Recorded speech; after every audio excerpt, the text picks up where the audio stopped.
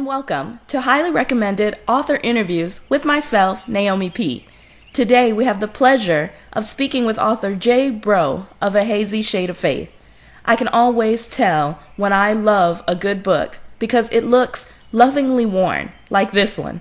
You know, what I really enjoyed about the book was the fact that the author was able to successfully integrate the religious elements of his story, but still keep the drama and suspense that can make you easily be able to see it transferred cinematically in an HBO series. So without further ado, here is my interview with author Broux of A Hazy Shade of Faith. Enjoy! So we are here with Mr. Broux, author of A Hazy Shade of Faith, and I want to thank you for being on Highly Recommended. Thank you for having me. What was your inspiration for being a writer? My inspiration for being a writer comes from when I was a kid. Norman Lear, at 6 years old, I was the only 6 years old in the class who knew who Norman Lear was. I knew who Eric Monty was. He created Good Times. He wrote Coolie High and things like that.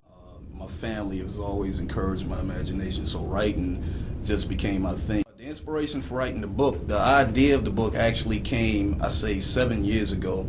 I was looking at a picture of a pastor. He's a pastor of this church. I won't name who. But yeah, let's not name him. Yeah, but he was the pastor of a church, and you know, like every year how these evangelists send out these postcards to members of their congregation for Christmas with a picture of them and their family on it. And I was thinking to myself, I was like, exactly how wholesome is this family? You know, what kind of secrets are, you know, going on with the daughter, the son, even the wife, you know? So just making that exploration, actually wondering, okay, these people are kind of responsible for the salvations of millions of people or thousands of people or whatever. Shepherds of souls. Shepherds of souls. But what if the daughter, what if she's a cocaine addict? Or what if the wife is a nympho? Or Well, I'm kind of glad you didn't mention that pastor's name, you know what I'm saying? Exactly. So what would you categorize your book?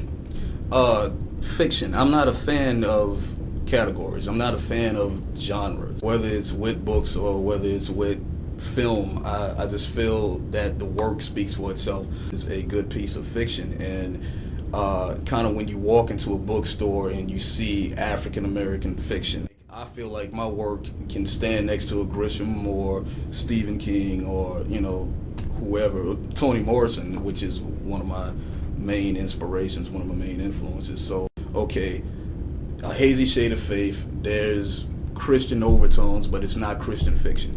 There's a criminal element in the book, but it's not street lit. So just striking that balance. You know, that's interesting because I never thought about it that way when you just said that. Okay, so we get our own little island right, exactly. over here with our books, exactly. but they have the fiction section. Well, please, by no means, don't mistake what I'm saying. It's not really a matter of race. I just think fiction is fiction. Reading is reading.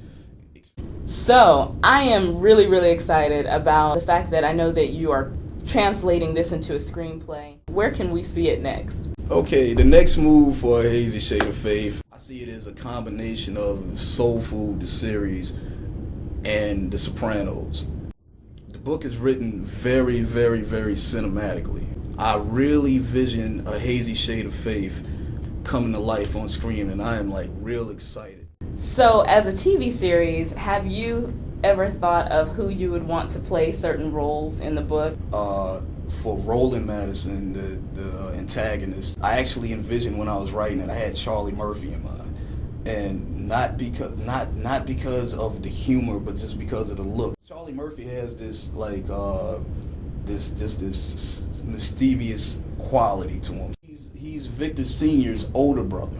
There's sort of a competition there. So what we have is the younger, nicer, more articulate, charismatic brother, and then we have the older brother who's just a hardened criminal.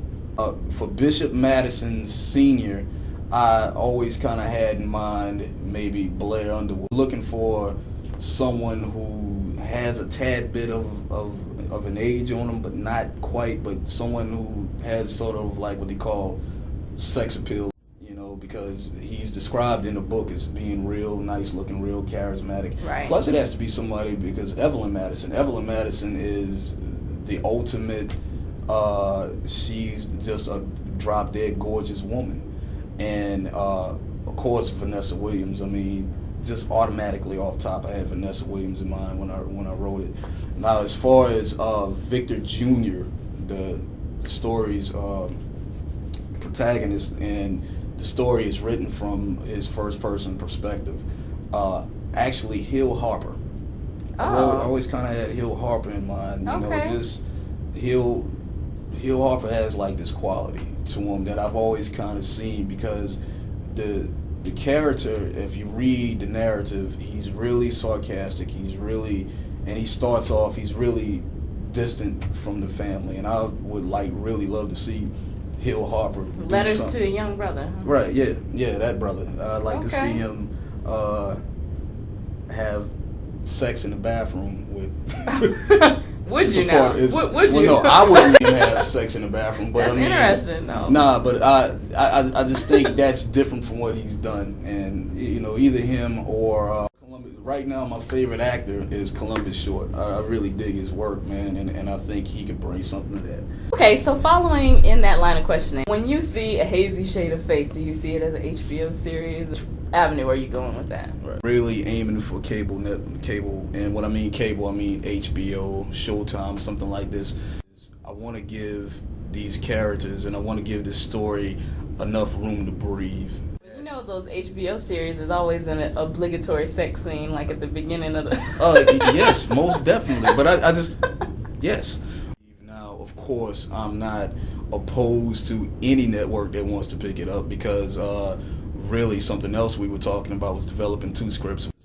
What we really want to get in depth with every character, with every aspect, every dynamic as much as possible, and I just think HBO or Showtime, I think we'll have the freedom to do that. So you heard it first here, HBO. We're looking for you. So J. Broux, A Hazy Shade of Faith. All right. So in closing, people can purchase the book. They want to get a sneak peek on what's coming on the screen. Right. You can purchase the book. You can go to any bookstore nationwide and request it if they've sold out. You can go to ahazyshadeoffaith.com and also exlibris.com. Also, don't miss out on the Emotion Press promotional video that we did for A Hazy Shade of Faith, because everybody is saying that's hot. Yeah, it's the cinematic template for everything else that we're trying to do, and it's really well put together, and I'm proud of that. I'm extra proud of that, because it breathed life into my work, and it really brought my work to life. So, I'm glad to hear it.